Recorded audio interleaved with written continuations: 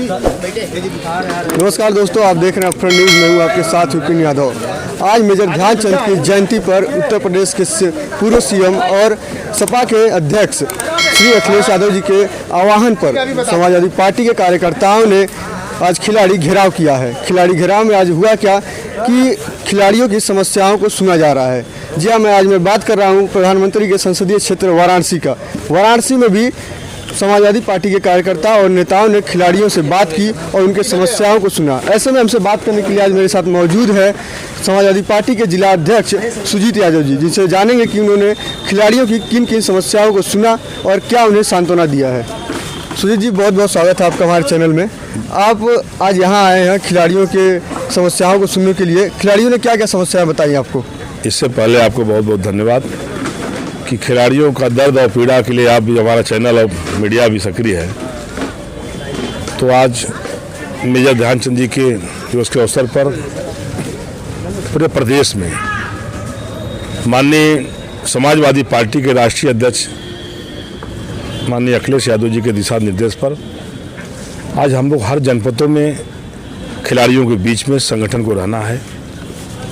और ये 5 वर्षों में खिलाड़ियों के साथ जो उत्पीड़न हुआ है, जो अत्याचार, जिस खिलाड़ी को प्रमोशन करना चाहिए, जिस खिलाड़ी को कहाँ गेम का फुटबॉल का खिलाड़ी है, तो खिलाड़ियों का सम्मान भी नहीं हुआ।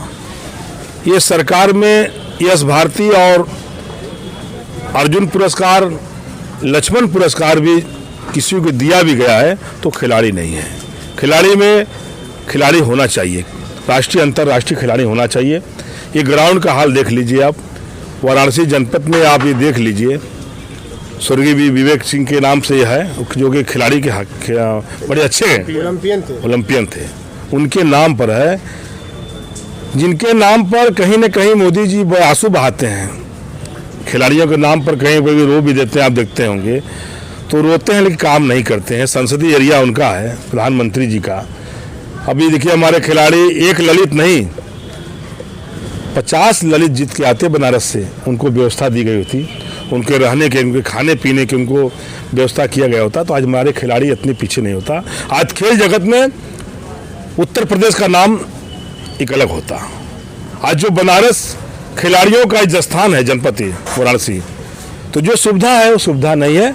मैं आपसे बता दूं चैनल के माध्यम से कि 2022 में सरकार आएगी तो समाजवादी पार्टी खिलाड़ियों का सम्मान भी बढ़ाएगा और ये ग्राउंड का नक्शा बदल जाएगा। आप देखिएगा, मैं वादा करके जा रहा हूँ 2022 में सरकार बनेगी, ये खिलाड़ियों के बीच में आप देखेंगे एक अगले बार, तो यहाँ पर जो व्यवस्था चाहिए, यहाँ बाथरूम नहीं है, बताइए, यहाँ पर एक बाथरूम में आज टूटा हुआ है, जो उसमें कोई जाने वाला नहीं है। और भू माफिया द्वारा इसको कब्जा करने का नियत जो थी, यही बीजेपी के लोग इसको कब्जा करने के नौयत से थे कि भाई कब्जा कर लिया जाए।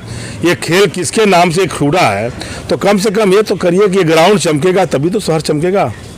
आज शहर में पानी भरा हुआ है, तो ये तो लोग लिख रहे हैं कि माननीय प्रधानमंत्री जी का संसदीय एरिया, तो कम से कम ये अच्छा ग्राउंड लौकेगा तो लोग कहेंगे कि नहीं, एक अच्छा के स्टेडियम। मोदी जी लगातार दावा कर रहे हैं कि वो खिलाड़ियों के मनोबल को बढ़ा रहे हैं, उनके साथ अच्छा काम हो रहा है, उनके लिए सरकार काम कर रही है, स्टेडियम बनवा रही है, पर यहाँ की स्थिति देखकर ऐसा नहीं लग रहा है। नहीं, वो उनके दावों का क्या है? वो गुजरात बनवाए होंगे, वो गुजरात में बनाए होंगे, लेकिन को भी कह रहे हैं टोक्यो बना के रखेंगे। टोक्यो तो आपके सामने देखिए, ये टोक्यो है, कल पानी भरा हुआ है, मैं चाहूंगा कि डायरिया, पूरा बुखार, देखिए रोगी घूम रहे हैं बेचारे। बाढ़ का मार देख लीजिए, बाढ़ में कितने किसानों का मार हुआ कि लॉकडाउन के बाद किसान उभर नहीं पाए, तब तक बाढ़ से बेचारों का पूरा फसल नाश हो गया।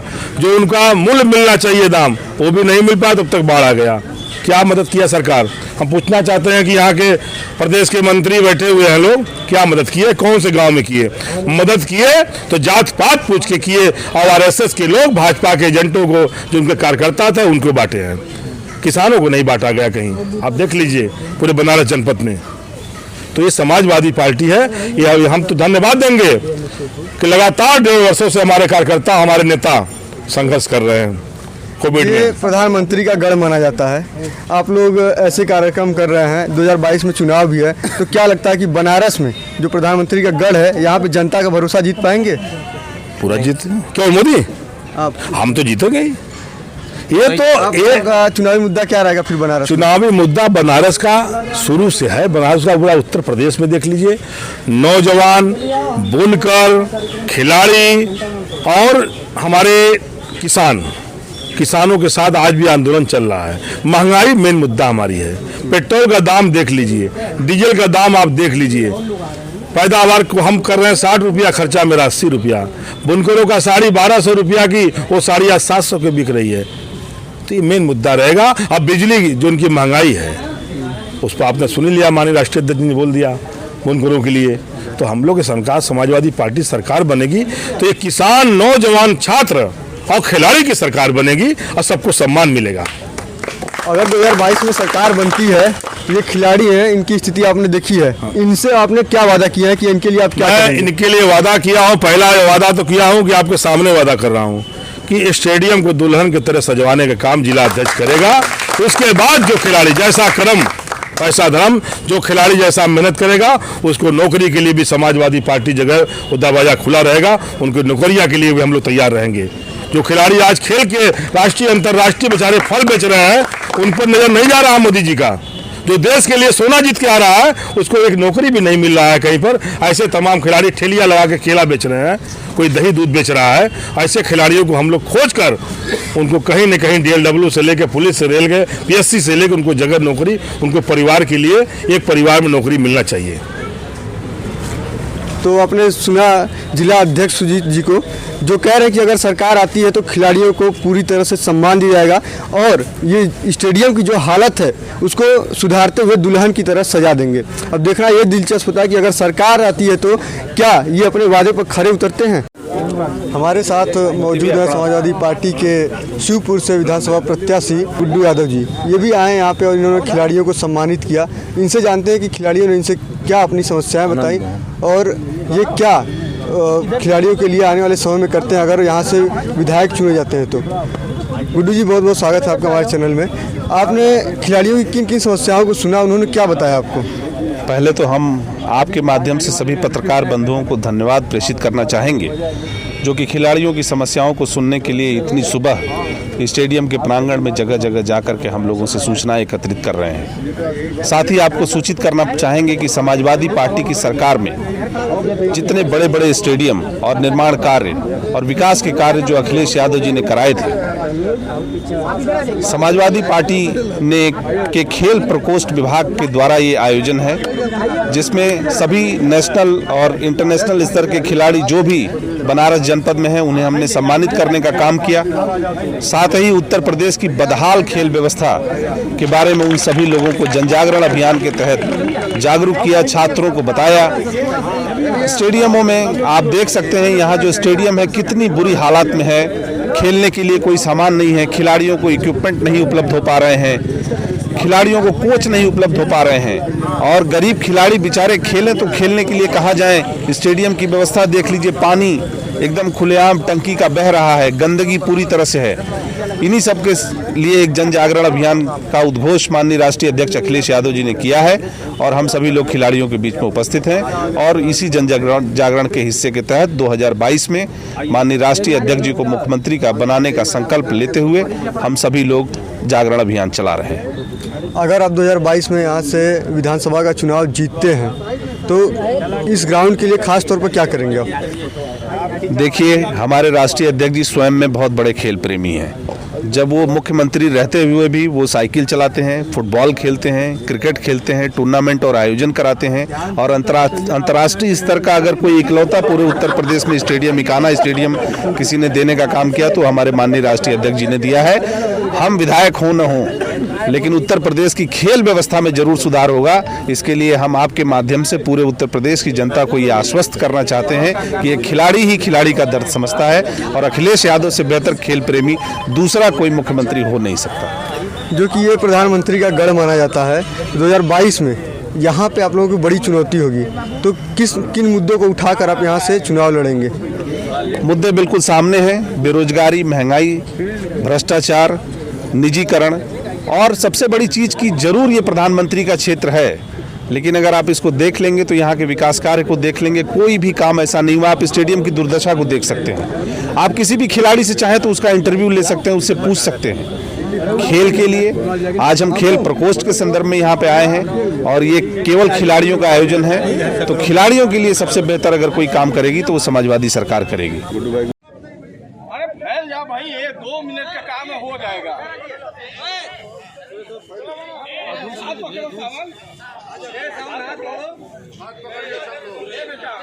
अखिलेश यादव जिंदाबाद, मेजर ध्यानचंद जी अमर रहे, जब तक सूरज चांद रहेगा ध्यानचंद जी का नाम रहे। मेरे साथ मौजूद हैं इस ग्राउंड के कोच जो बच्चों को खिलाते हैं, और वो उनके मुंह से सुनिए कि यहाँ की समस्याएं क्या हैं और नेताजी लोग जो वादे करके गए हैं क्या वो पूरा करते हैं। क्या नाम है? पहले बात तो मैं आपके चैनल को धन्यवाद कहना चाहता हूं कि आप यहाँ हमारे स्टेडियम में यहाँ की दुर्दशा देखने के लिए आए। आप खुद ही देख सकते हैं स्टेडियम की दशा और दिशा क्या है। नेता लोग तो यहाँ प्रेजेंट में बीजेपी की भी सरकार है। ये शहर उत्तरी विधानसभा क्षेत्र में ये mini stadium, Olympian mini stadium ground आता है। कुछ जो करना चाहिए था मूल काम नहीं हो पाया है। तो मैं अपने सारे नेताओं से, जो भी किसी भी पार्टी को, मैं यही अनुरोध करना चाहता हूं कि अगर सार्थकता ग्राउंड की बनाए रखना है, खेल खिलाड़ियों का भविष्य देखना है, तो कुछ करिए। वादे तो मैं नहीं कहना चाहता हूं, वादे तो तमाम लोग यहाँ करके गए हैं। मैं मूल यही चाहता हूं कि आज जो समाजवादी पार्टी का घेरा, खिलाड़ियों का घेरा का कार्यक्रम ये हुआ है और यहाँ के जिला अध्यक्ष द्वारा जो घोषणाएं की गई हैं वो धरती पर उतरे, मैं यही आशा करता हूं। और ये मेरे साथ में मेरे सतीश सिंह जी हैं जो अंतर्राष्ट्रीय हॉकी खिलाड़ी हैं, ये भी अवगत कराएंगे कि खिलाड़ियों की क्या क्या समस्याएं रही हैं। मैं एक बात और यहाँ बताना चाहूँगा कि इस ग्राउंड से कम 150 बच्चे हॉकी के नेशनल और इंटरनेशनल लेवल पे भारत को और देश को रिप्रेजेंट कर रहे हैं। लेकिन दशा देख लीजिए इसका, क्या खेल खिलाड़ियों का माहौल यहाँ है? आप खुद देख सकते हैं। अगर आपके कैमरामैन एक बार दिखाएंगे इस तस्वीर तो खुद ये स्वतः बोल उठेगा ग्राउंड कि नहीं, मेरे लिए कुछ करिए। घोषणाएं तो होती रही हैं और मैं एक आपसे ये ज़रूर कहना चाहूँगा कि फील्ड के लिए जो भी हमारे वर्तमान या जो भी समाजवादी पार्टी द्वारा घोषणाएं की गई हैं उसका इम्प्लीमेंट हो। और बाकी खिलाड़ियों की स्थिति बहुत बुरी है, मैं नहीं कहना चाहता हूं। वर्तमान पे जो खिलाड़ी मानदेय पे रखे गए हैं, 1-1 साल से 2-2 साल से बैठे हैं, उनका घर कैसे चल रहा है, उस पीड़ा को कौन समझेगा। मैं बता नहीं सकता हूं कि नेशनल लेवल के खिलाड़ी आज केला बेच रहे हैं ठेला लगा के, फुटबॉल हो, हॉकी हो। आप जानते हैं कि उदयमान खिलाड़ी गरीब कमज़ोर तबके से आते हैं, उनको खेल पदक जीत जाते हैं तो अरबों करोड़ों रुपए की घोषणाएं हो जाती हैं। मूल में जाइए ना, खिलाड़ियों को जब आवश्यकता है तब दीजिए, तब आपको परफॉर्मेंस दिखाएंगे कि अब गरीब तबका एक अदद नौकरी, स्पोर्ट्स कोटे की नौकरी बंद है। सोचिए, स्पोर्ट्स कोटे की नौकरी एक चाहता है खिलाड़ी कि हम कम से कम खेल जाएं और अपने परिवार और अपने देश के लिए कुछ कर जाएं, लेकिन वो भी अब पॉसिबल नहीं हो पा रहा है। अब मैं आपकी खिलाड़ियों की दुर्दशा के बारे में क्या बताऊं।